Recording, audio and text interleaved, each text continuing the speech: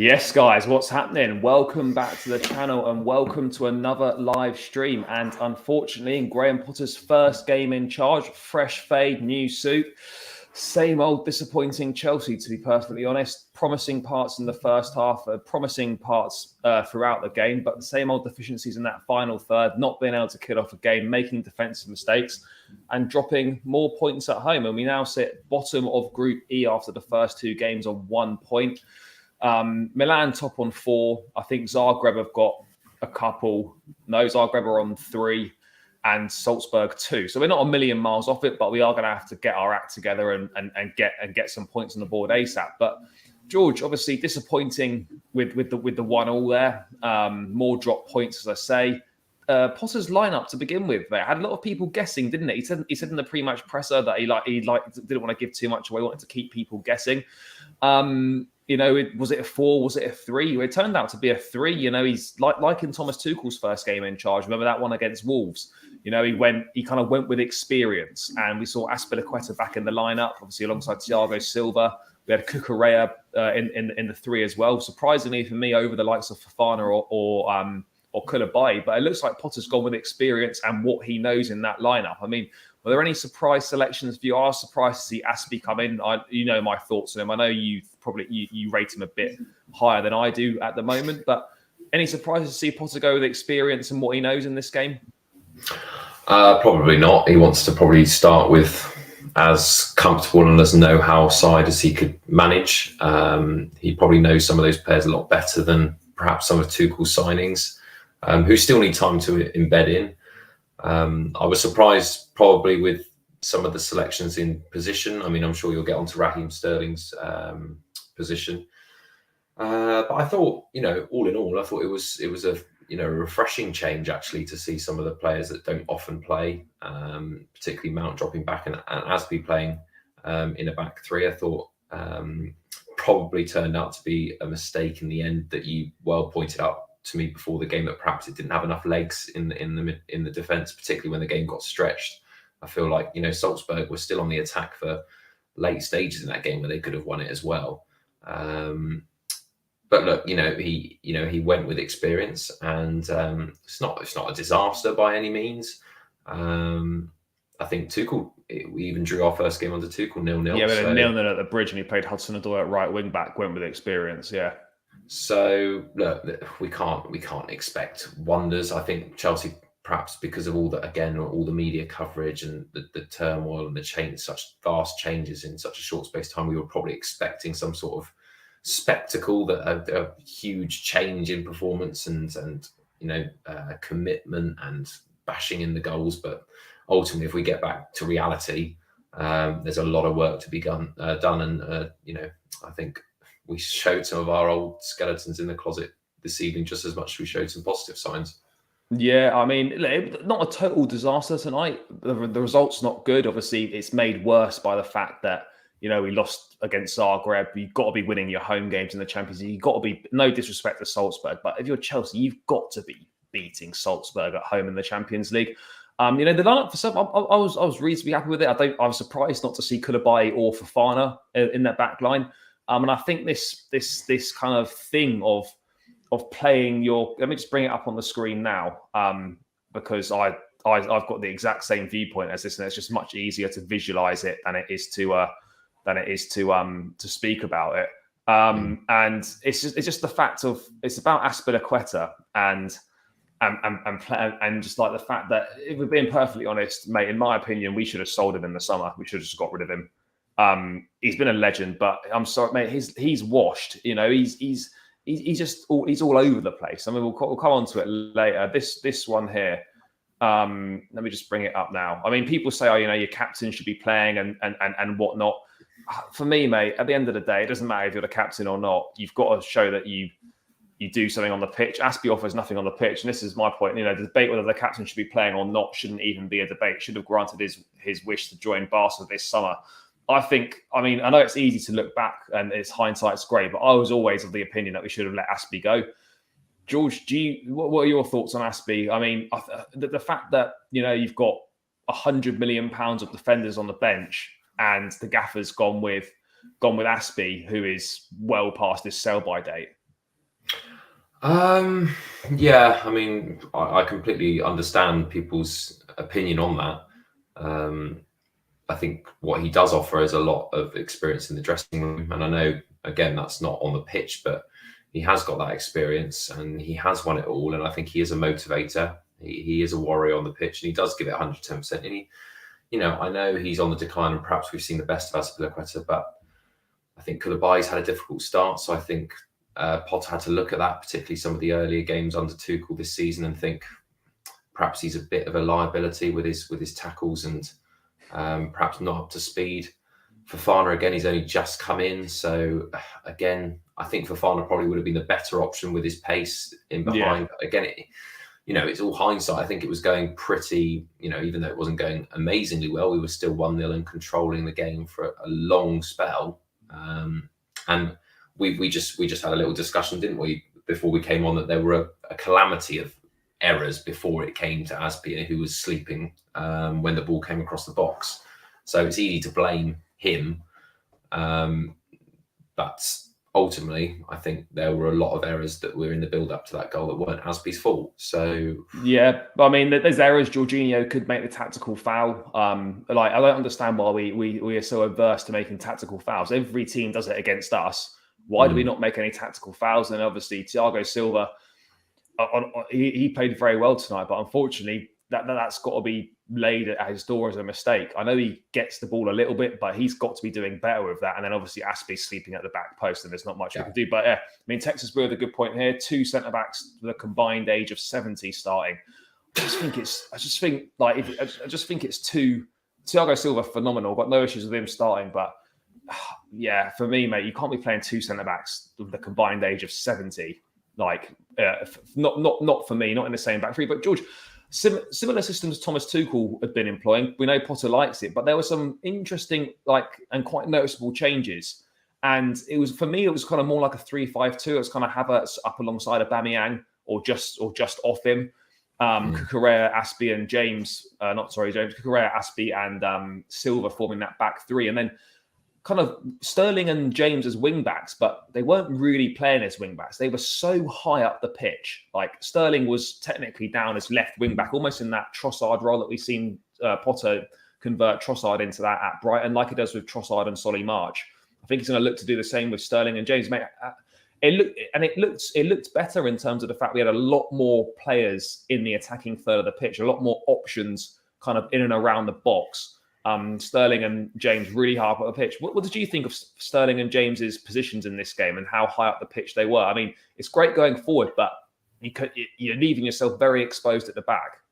Yeah, and you could see that from the equalising goal. You saw that there were literally at one point where the ball was played through, there was just Azpilicueta and Thiago Silva left. There was no one else.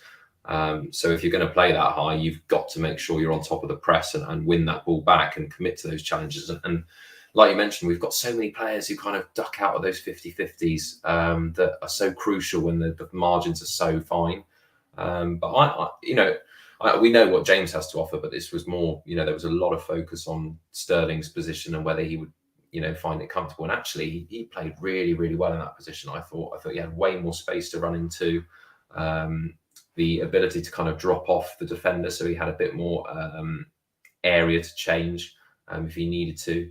A bit more freedom on that side, and at the end of the day, it thrived. I mean, he got the goal from it being so high up, and I thought we had a really positive experience in that new role. But I mean, only time will tell whether that is good going forward as a collective. I just feel there could be, don't get me wrong, I think against lesser teams it looks good, and I'm sure Potter's played well with Brighton against top sides. You've seen them beat the likes of Man United, they've beaten Man City, they've beaten Tottenham, etc.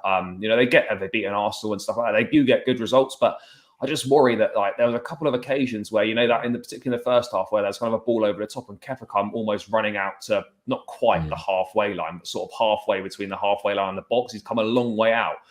You're going to have to use a sweeper keeper in this situation because the ball's going to come in behind the defenders quite a lot. So, I mean, do you think, I was slightly off topic, but given how we've just seen from this one game and how exposed the defence can be, and we're going to need a keeper that's quick off his line, good with his feet, I couldn't have imagined Edouard Mendy doing what Kepa did, rushing off his line and heading the ball out.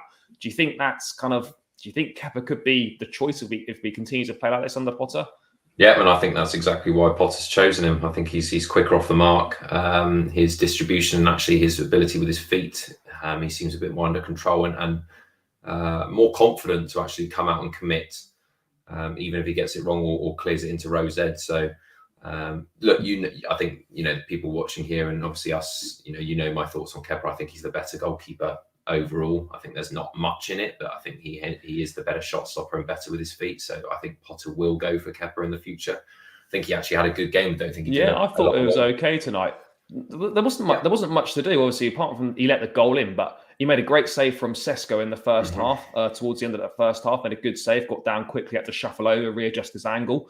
He was quick off his line. I felt he did well, and there wasn't really very much he could do about the goal. But I think going forwards, I think if we're going to employ this system, continue it like more often than not, then I can't see Mendy's attributes improving that much in the areas they need to improve in to get up to Kepa's standards. I mean, he could look to bring in another goalkeeper. We don't really know. But, I mean, George, it was quite interesting as well, with how high Sterling and James were up the pitch, that you had the midfielders obviously dropping in almost to become sort of to fill in that space that they left. So you had like kind of Kovacic and Mount dropping in and defending there, getting through a lot of work rate.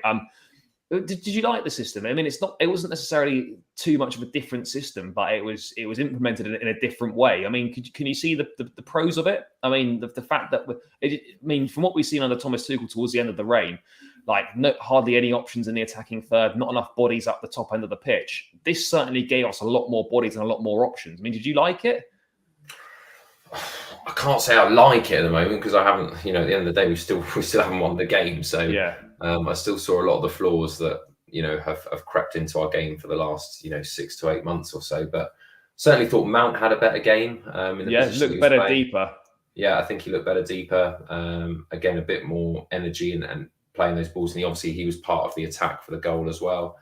I thought Havertz was a bit more animated, but that's again giving him the benefit of the doubt. I still thought he had a pretty poor game overall and poor contribution, but certainly he was more involved, let's say, in the game.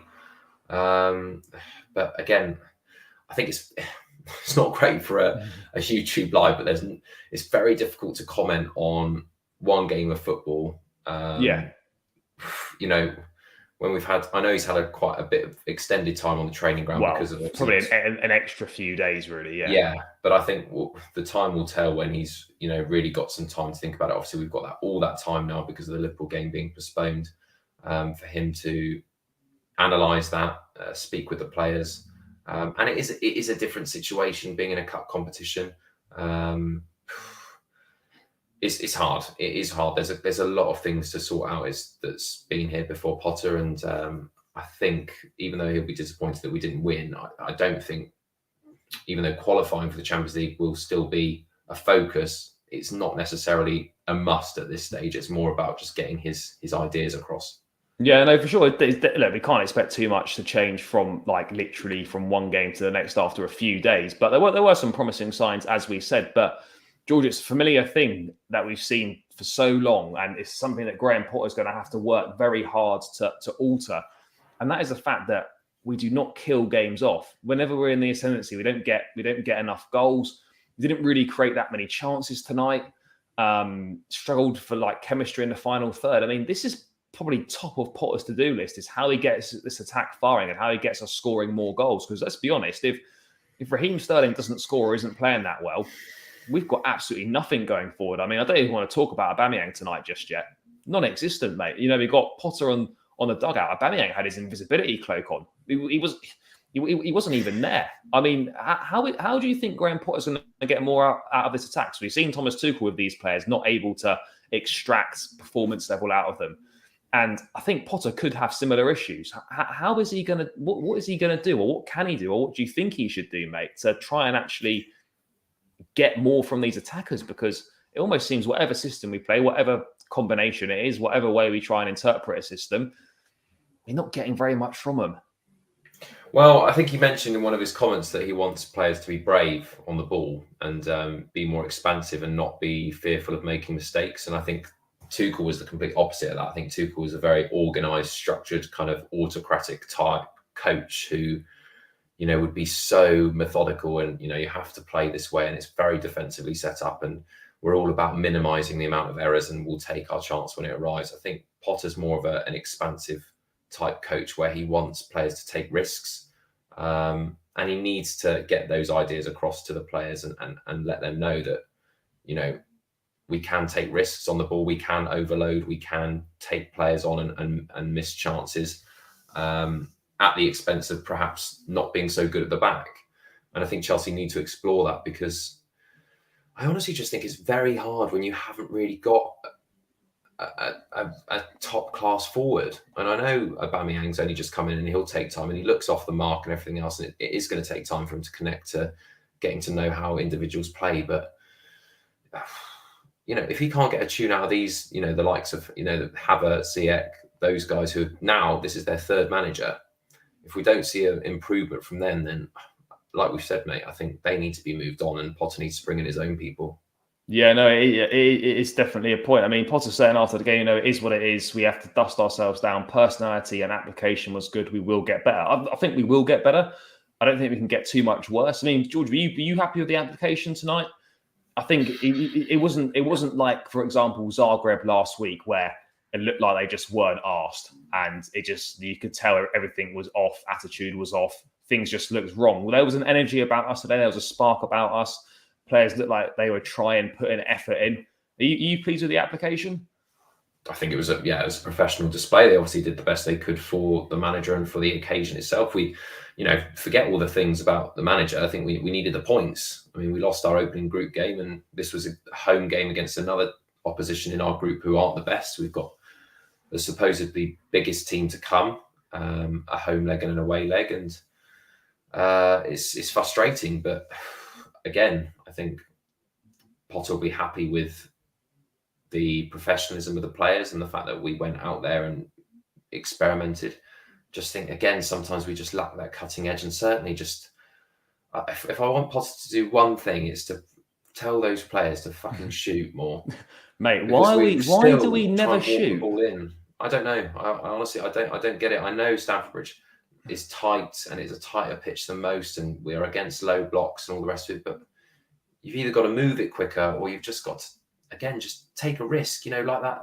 I think they took some analysis on it in a half time when the ball was played across to James. He could have just had a volley, could have just gone for it. And instead, he could have gone for a touch. Yeah. And no one's shooting. Like, we're taking too many touches. It's almost like, remember when Arsenal under Arsene Wenger back in the day, they try and literally walk the ball in the net. Yeah. It almost seems like that's what we're doing. I know it sounds stupid, but the more shots you take, the more goals you're going to score. Like, by law of averages, if you just keep shooting on sight, eventually, like, one of them is going to go in, whether it's a deflection, whether it's a pure strike or whatever it is. But the fact of the matter is that we're just trying to pass it into the net, and we just need to shoot a bit more. But it is frustrating, and this is the same old problem. And you could run back most of these post-match reviews from this season, from the back end of last season, and we're saying exactly the same thing. This is not a quick fix. This was a Lampard problem. I mean, this was a Tuchel problem. This is a Graham Potter problem at the moment, and could be for a prolonged period of time potentially. We don't really know, but it's his first game. I don't think we can. I'm not going to be critical of Potter at all. I think he came in, he picked a team that he felt was right for the job, and even though he might not have agreed with some of the selections, it's more than enough to be beating Salzburg at Stamford Bridge. I think that's perfectly clear. I don't think he particularly did anything wrong tonight as the gaffer. I don't think I question any of the subs. I don't question too much of the decisions. Obviously, I didn't agree with Azpi starting, but I can understand why he's gone for experience in his first game. But I mean, yeah, there's got to be improvements. There really does. I mean, George, why do you think we keep getting caught on the break as well, like caught in transition? Because that Salzburg goal, like as you say, that like it wasn't like it was like a stroke of brilliance and we got undone. There were 3 occasions where we could have done better. One, Jorginho, again, we saw it against Southampton. Bring the guy down for a tactical foul. Everyone does it against us. Why are we not doing any tactical fouls? Why, when someone is in a dangerous position, are we not bringing them down? Like, that's one. 2, I don't want to be too critical of Thiago Silva because he's been absolutely phenomenal for us, but he's got to do better with that tackle. And 3, I think Azpi is just sleeping at the back stick. But George, there's a lot of errors there, isn't there? I mean, are you concerned about the amount of individual errors that we've had this season as well? Because despite that, we're conceding a lot of goals. I don't think we've had a clean sheet since the opening day of the season. I think it's one of those things that, just like we were speaking about, at this stage last year, that we were so good at keeping clean sheets, and that, when you keep a few clean sheets, it seems to go on an unbelievable run, and Mendy became unstoppable. As soon as that rot starts to set in, even today, where we completely controlled the game, really, even though there wasn't a lot happening, we controlled the game for, a good 60, 65 minutes. And then all of a sudden, we lose possession. But it did happen a few times in the game, poor decision-making, lazy passes. Well, even that first one, sorry, mate, where we were lucky to get away with the foul, where Kepa just plays a bit of a poor pass into Jorginho, and the guy's on him straight away in a dangerous area. Like, lapses of concentration are still there. Yeah, putting players unnecessarily under pressure. Again, just some players taking too many touches on the ball and getting themselves into trouble. Like you said, I think we've got a few kind of lightweight players in the side who just aren't willing to go for those 50-50 balls. And I know European football's slightly different, but they do it in the Premier League as well, where they duck out of things. I think with the Silva one, looking at it back, he goes in with the slide tackle with his wrong leg, and then it kind of bobbles up on the other one. I don't know why he hasn't gone with his outside leg for that challenge. He's kind of gone in with his inside, which makes it difficult. And then, you talk about Azpi and the age there. I think maybe a couple of years ago, he's in front of that man, but he's lost his legs and he can't recover. And once he sees the man coming across, it's too late. Gets a little bit of a deflection to try and block it. Fair play to him for his best efforts, but that almost makes it harder for Kepa because he's already diving one way. And it's just the way it goes at the moment for Chelsea. One real good opportunity for Salzburg and they score. And they had about 2 chances tonight, didn't they? The goal and that save. 2 chances, yeah. One good save from Kepa and the other one in, and that's just where. I mean, this is summed up pretty well by Rob, great journalist on Twitter.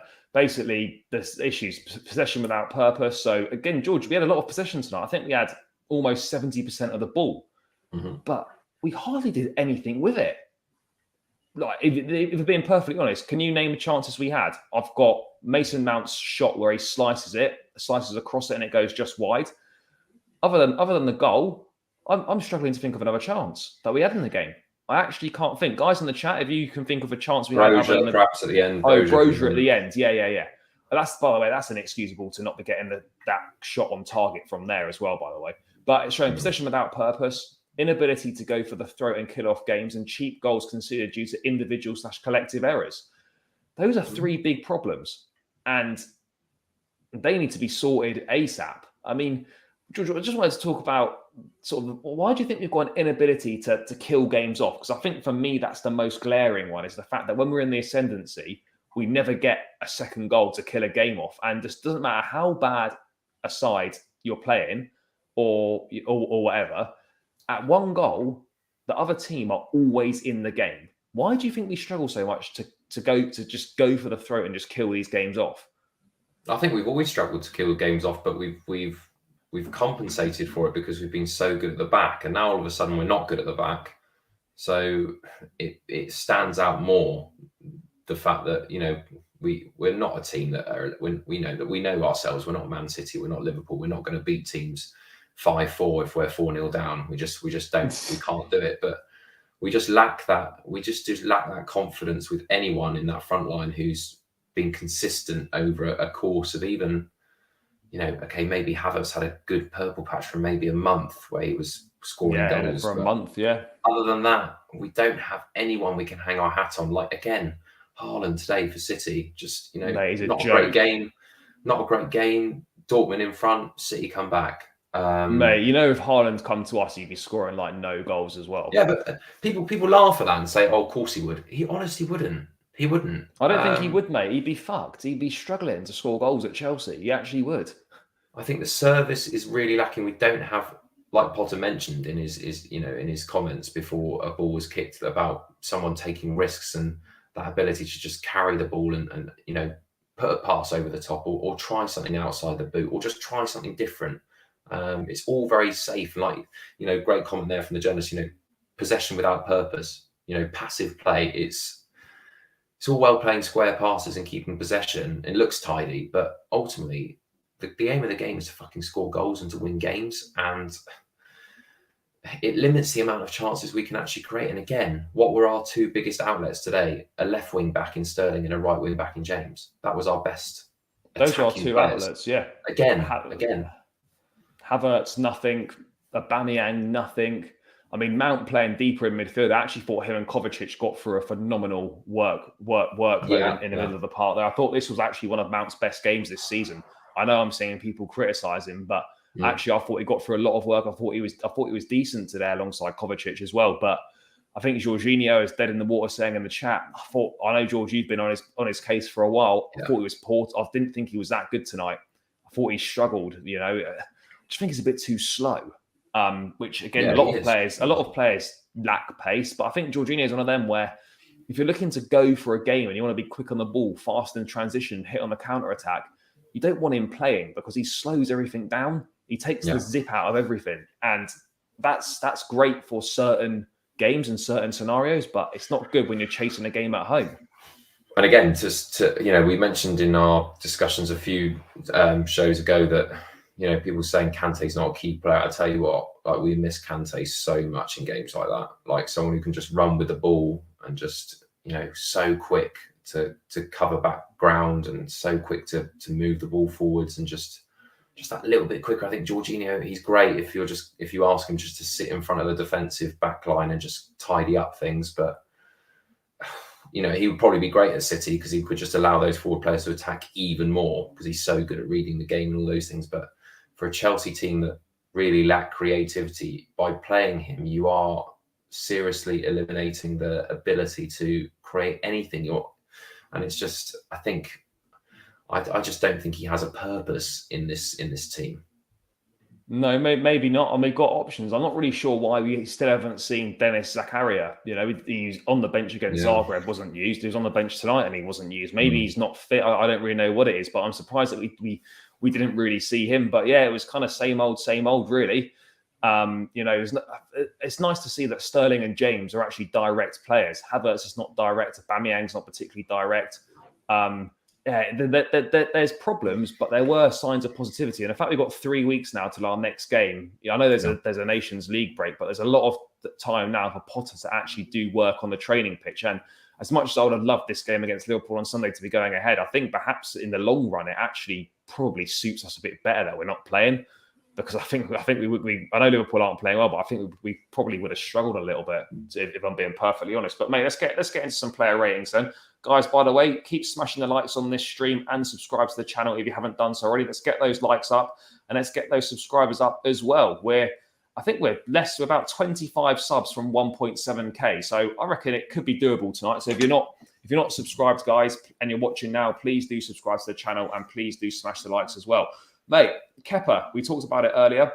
I actually thought he had a good game tonight. There wasn't too much he could do about the goal. I thought he made a couple of decent saves and he was really quick off his line as well on a couple of occasions. I thought this was a promising performance from him. How did you see? I know we touched on it a little bit. We touched on it briefly earlier, but quite happy with how Kepa did tonight. Not an awful lot to do in fairness, but what he did have to do, he did it well. Yeah, really happy. I'm very happy with his performance. He can't do anything about the goal. I mean, the deflection takes him off balance. He's already committed to go one way. I think, like we've said many times, I think it's personal preference for this one. There's not a lot between them. You could argue that maybe Mendy, because of his reach, makes that save tonight, but then Mendy does other things not as well as Kepa. So great professional. He's come in ready to go, and I think he's got a place to fight for. So I'm looking forward to seeing more of him, and I think he did well tonight. I'd probably say 7, maybe. 8, maybe. I don't know. 7. Let's give him a 7. I thought he was good tonight. Quite solid, yeah. I thought he was good. I don't think a 7 is outrageous. I'll tell you someone that's definitely not getting a 7 is Aspi. Look, I don't think he was absolutely terrible tonight. But you can see that when when he plays, you're asking yourself the question: what does he actually bring to this team? And I don't have an answer. I don't think he brings anything to the table anymore. I really don't. I think in a substitute capacity, he can come on and help see a game out potentially. But I actually think in big games and important games that you need to win, I just don't think he's bringing anything to the table anymore, mate. I think he's in a. We're experiencing an Ivanovic style decline here. He's going downhill rapidly for me. I thought he was poor tonight. I really do. I just couldn't think of anything that he did whatsoever, and he's sleeping at the back stick for that goal. Yeah, I don't disagree with that. I think it's a good point you make. What does he? Again, kind of looks quite tidy, work rate's high, but what does he actually offer and contribute at this stage of his career? It's difficult to say. I think it was a bit harsh to say he was poor tonight, because I don't think he was. I don't think anyone was particularly poor. We've conceded one goal from a series of errors that's ended, the end point's been him on the end of it. But yeah, it's a hard one. I still think he's got value to this squad. I think he's got value to the squad, but I don't think he's offering any value on the pitch. I think if we're being honest, we've just got to move on. We've just spent a lot of money on Fofana. We've just obviously bought in Koulibaly as well. I think it's time to have that change of guard. And I know Potter probably wanted to go with the club captain and to restart with that, getting on the right side of someone who's so influential at the club. But ultimately, yeah, I think he's the weaker link in that three. You can see it. Yeah, no, he definitely was. I think he was below. I think a 4 is fair tonight. I thought he was below average. Really, I just don't think he offered much at all. I'm sorry. I don't want to. Mate, honestly, I don't want to see him in a Chelsea shirt again. To be perfectly honest, bloody hell, mate. No, it's not, mate. He brings nothing to the table.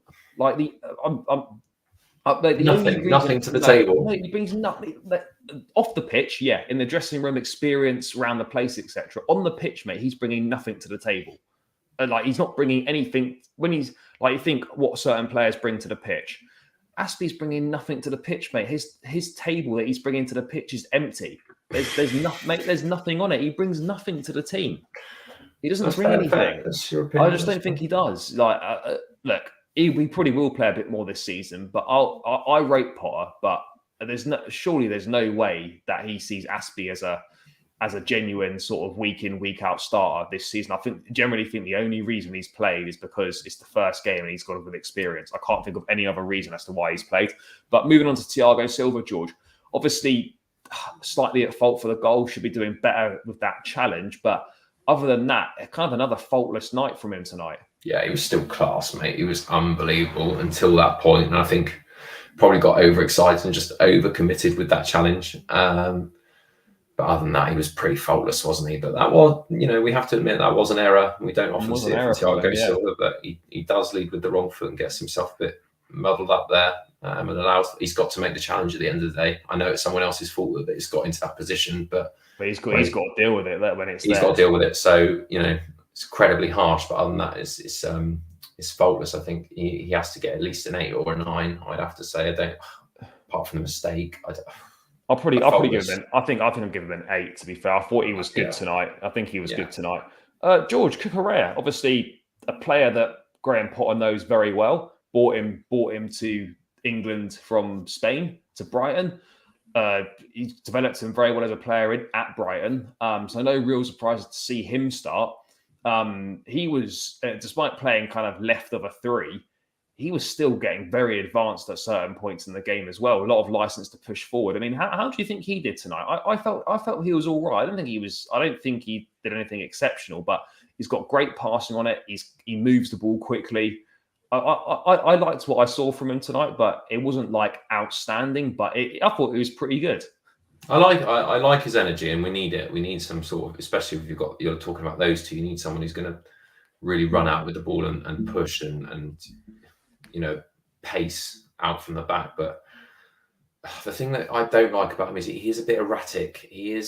Sometimes he's almost too keen to go and forgets his defensive responsibilities, which is what happened in the goal. I think twice he kind of made the advance forward and kind of lost his man in behind, which left a huge gap where Thiago Silva had to come across and make that challenge. But I suppose that's the risks that Potter's talking about, that you can't say to Cucurella, don't go up and make that risk and get high up, because if we lose the ball out there, we should be able to deal with it. We've got enough recovery at the back, but I don't know. I feel like he's Potter's golden child, so I do fear for Chilwell slightly. Was Chilwell even on the bench today? He must have been on the bench. There's about 12 players on the bench tonight. I think it's pretty much. I didn't see the whole bench, but he didn't come on anyway, so it didn't come on. Doesn't really make too much difference. I mean, I think Cucurella was decent tonight. I'd probably say 6.5. That's exactly what I was going to go. I think a 6.5 is fair. I mean, we saw George, this 3-man midfield basically with kind of Kovacic and Mount as the 8s, with Jorginho as the 6. We did touch on Jorginho briefly. I don't think he was awful tonight, but he's got to bring the man down for the equaliser. Just stop that attack early doors. I don't know.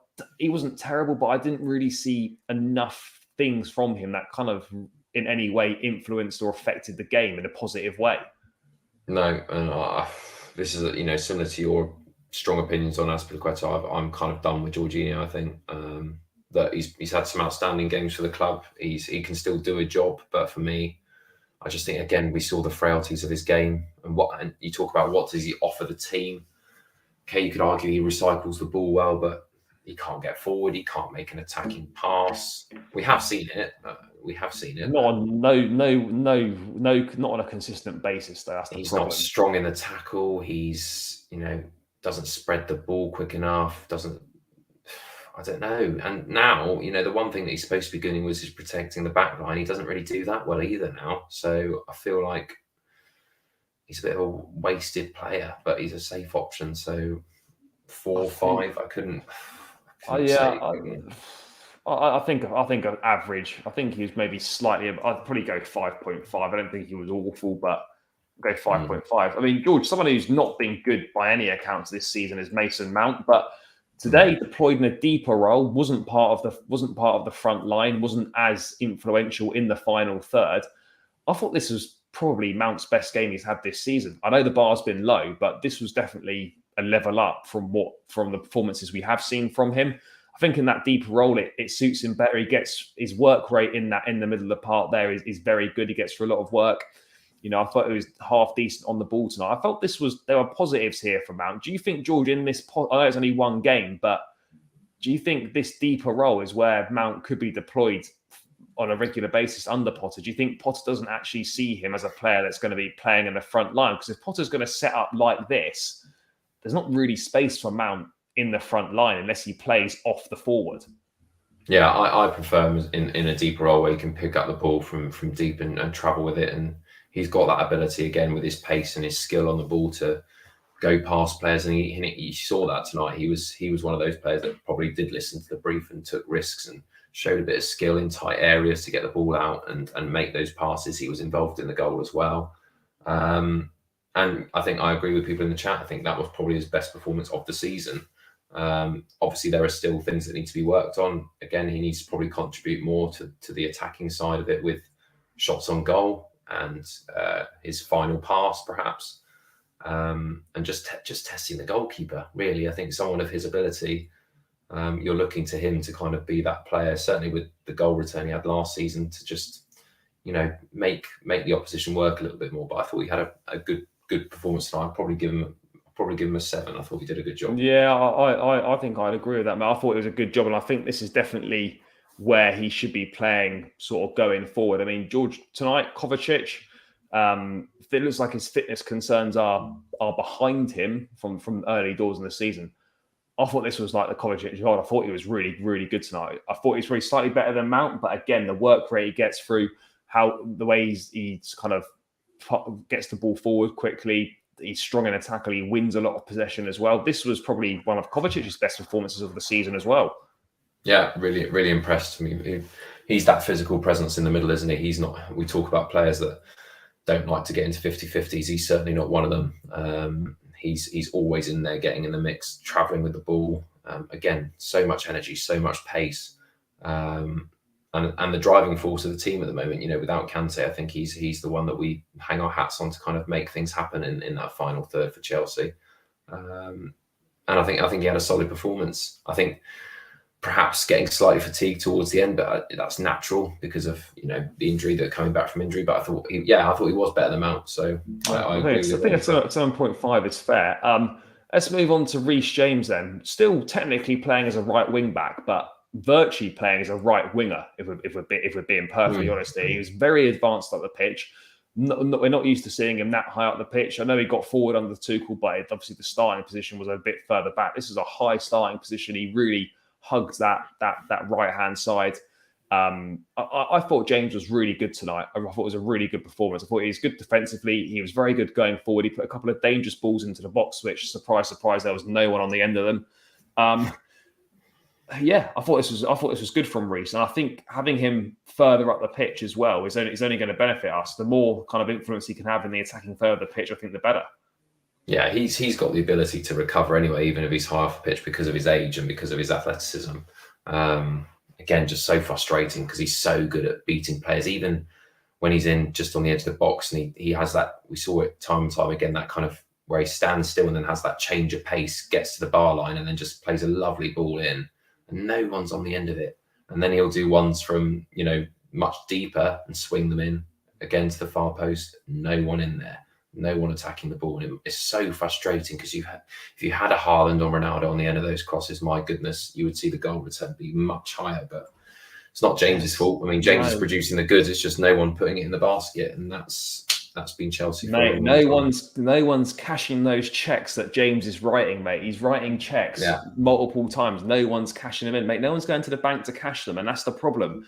But if you have got someone with better movement, better awareness, I think you can score goals in this system, but it requires players to actually move and have a good understanding of the game, good reading of the game, being in the right place at the right time. We don't really seem to have that. But I thought James, other than Silva, was probably our best player. I think probably go with I think an 8 for James as well is pretty fair. Actually, maybe 8.5 because Silva did make a mistake. I think at 8.5 is good for James. I mean, George, I think we're already seeing, mate, that, I'd get interested to get your thoughts, that we're already, after 6 or 7 games, we are so reliant on Raheem Sterling already. Yeah. I don't want to say it's worrying, but I almost feel it kind of is that he's almost. I'm not saying he's like.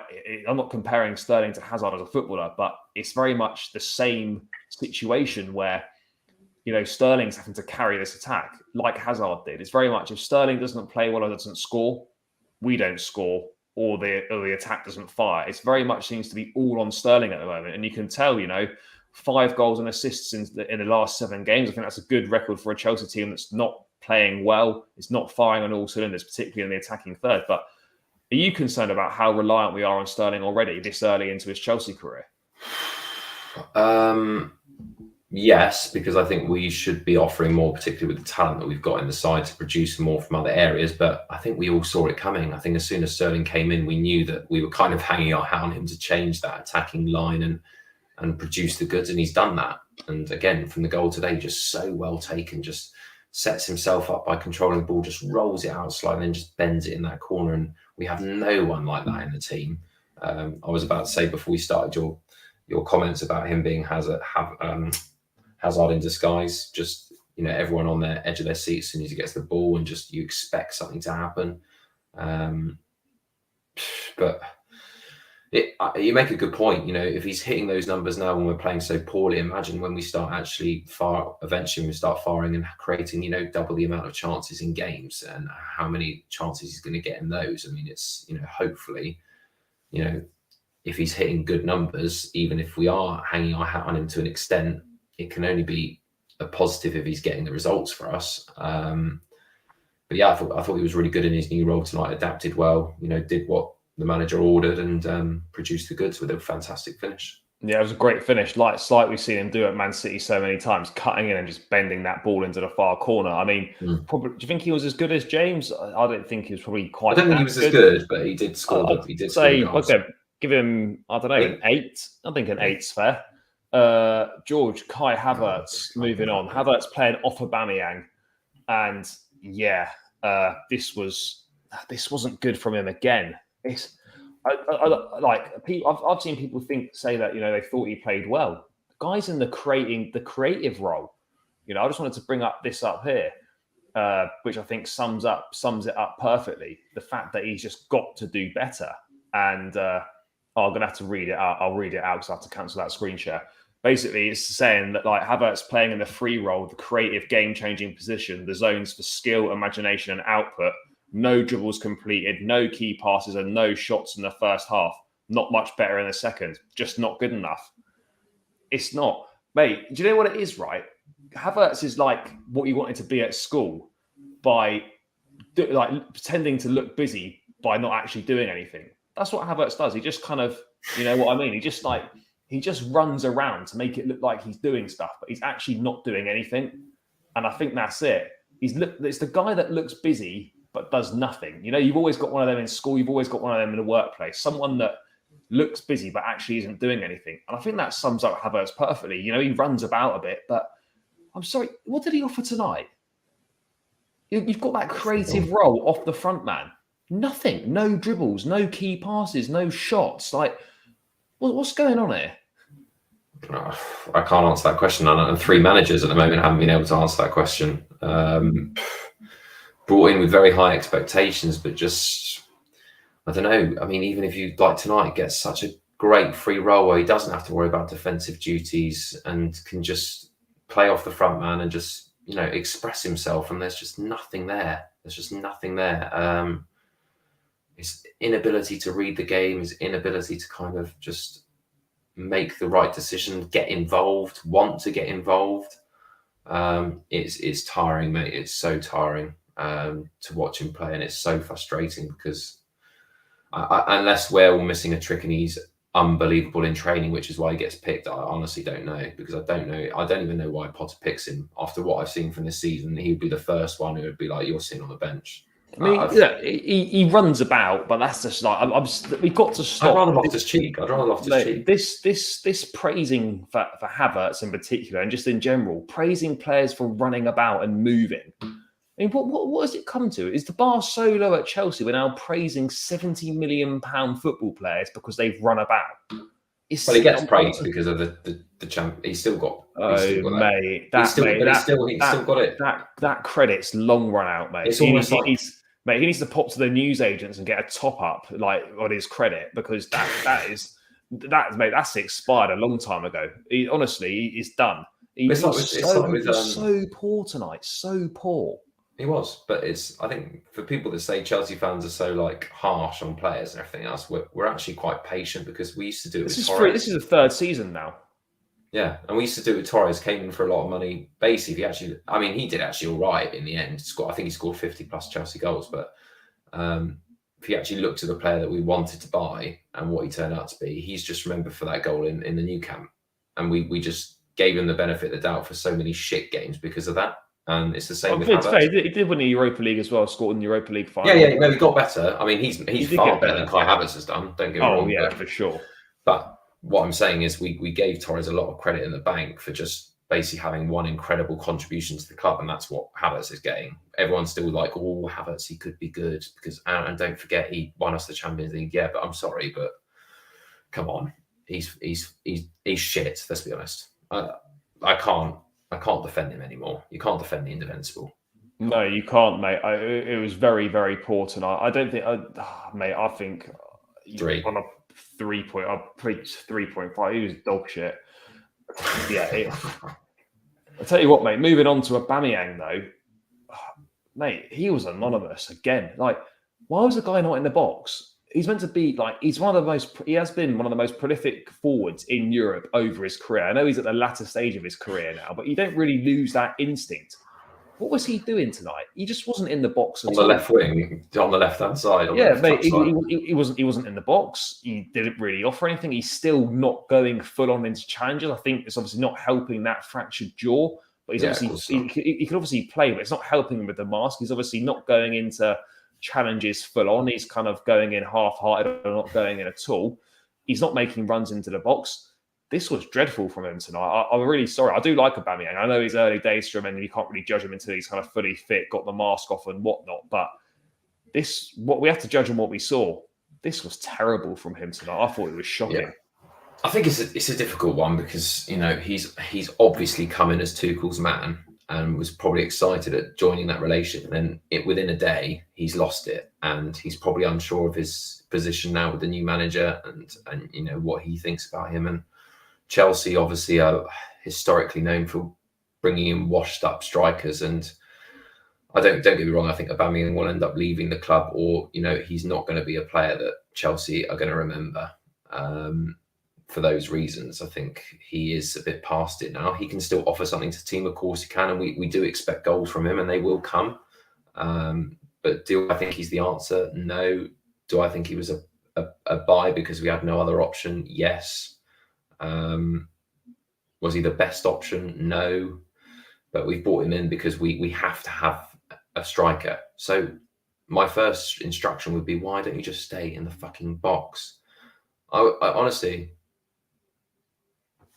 Yeah, just stay in the box. That's just stay in the box. Don't bother about going out wide or dropping deep. When the balls come in from the likes of your Sterlings, your Reece Jameses, maybe balls like Mount and Kovacic making runs into the box now. When the ball arrives, just make sure you're in the box. Because there's a couple of Reece James crosses that come in, he just wasn't there.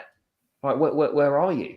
This was poor tonight. I mean, hopefully, I don't know if he's going away for international duty. I don't know if there's African matches or not in this international break. But I mean, if he's got time at Cobham, then he needs to use that wisely, because it's still early days. I'm not going to write a player off after playing and like just over an hour in both matches. You need to give him time. But from what we've seen so far, I don't think he's 100% fit. That playing with the mask is not ideal.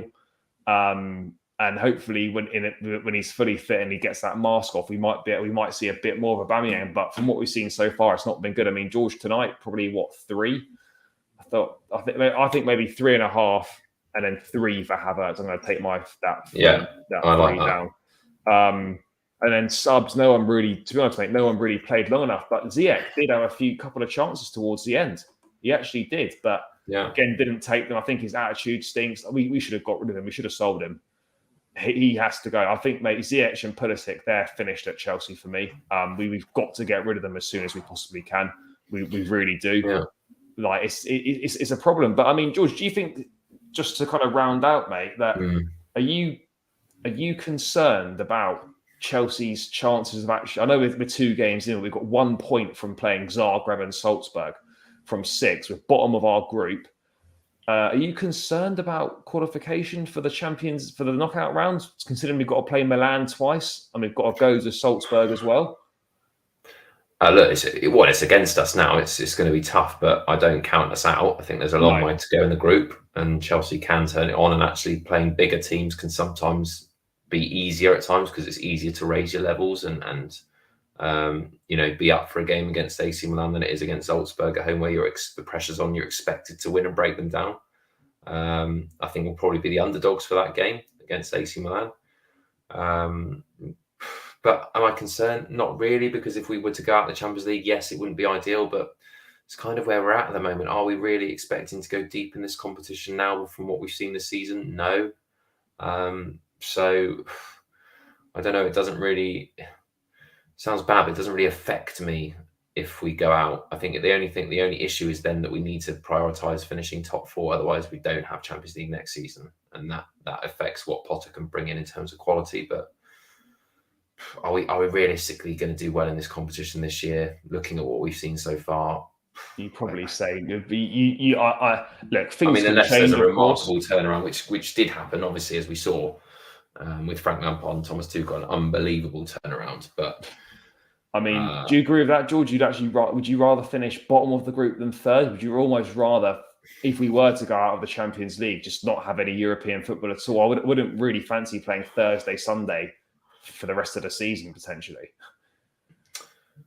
No, but I think if you're being professional about it, Potter will certainly see it as a good opportunity to win something, perhaps, if we were to finish third, because this team should surely be reaching the later stages of that competition if we go out, and we have done that both times of asking when we've been in it. But if you're a fan, no, probably not. You don't want to go to those shitty Europa League nights, do you, really, let's be honest? And you probably want to concentrate, get a week each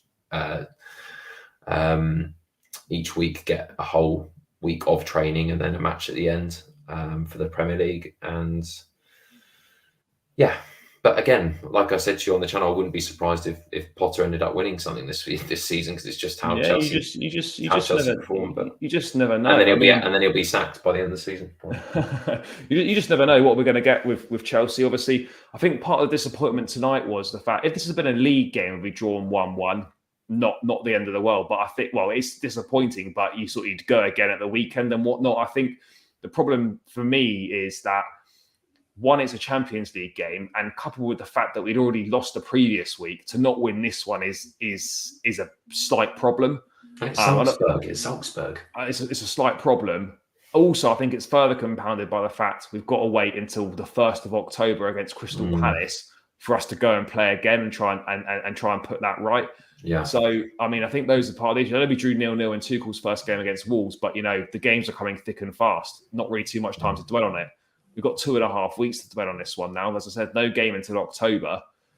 I think that's where it's difficult, coupled along with the fact that we needed to win this one realistically, because we'd already lost the first one in the group stage. So I think that's where it becomes difficult. But yeah, I mean, that seems like a good point to round out. I mean, promising signs from Potter, kind of change of ideas, slight change of philosophy, but it's going to take a lot of work from him. We're not going to judge him on this one game. There's a lot of hard work to do. There's several players that aren't actually, in my opinion, good enough to be wearing the shirt, or they shouldn't be wearing the shirt.